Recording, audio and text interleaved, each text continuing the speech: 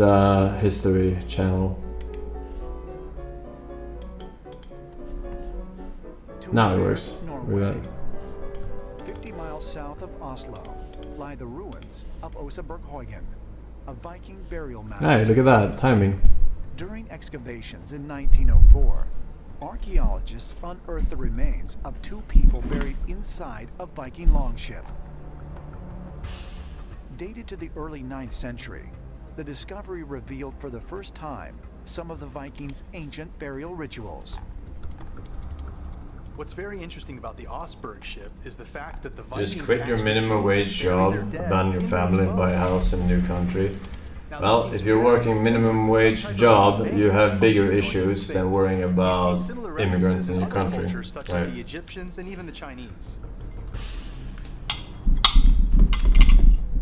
That's what I'm always saying. Scandinavia, If you stop caring about British everything Isles, politics and related Iceland, and use those hours instead many to containing bones and work other at ship-like McDonald's, markers.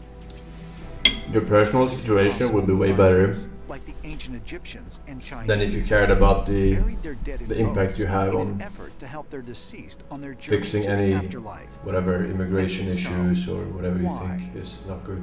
According to ancient Norse mythologies, That's just how it is. warriors joined All hours Odin doom in scrolling, Valhalla. politics feed, work at McDonald's for 6 hours a day. Odin's Alright, hall in instead. Asgard, the realm of the gods, is known as Valhalla, which literally means the hall of the slain. We can have a way better The way situation. Valhalla itself is described is that it's a place where the dead warriors that Odin has gathered from the battlefields spend all day fighting each other and killing each other, and then are brought back to life to spend the night in feasting on an endless supply of meat and pork.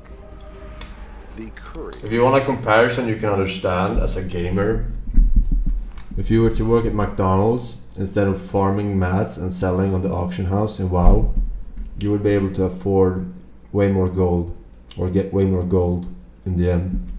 So politics is kind of the same thing as farming for mats, instead of going outside for 2 hours working at McDonald's and buying it. Valhalla was this great reward if you served well. Because some people can't really comprehend my reasoning because they are at lukewarm IQ, but Of kindred spirits in I think it's a pretty close comparison. Stories and legends about Odin's enormous palace describe it as being almost metallic, with shimmering walls and a golden roof. During the day, they drink and they eat along these long tables and with fires down the center of the hall. And then after they've eaten, they clear the tables and they all battle. They all This must battle. be, tens of thousands, if not hundreds of thousands. The imagination boggles at how big this hall must be. But is there evidence that Valhalla was more than just a mythic place? Could it have been an extraterrestrial spacecraft, as some ancient astronaut theorists believe?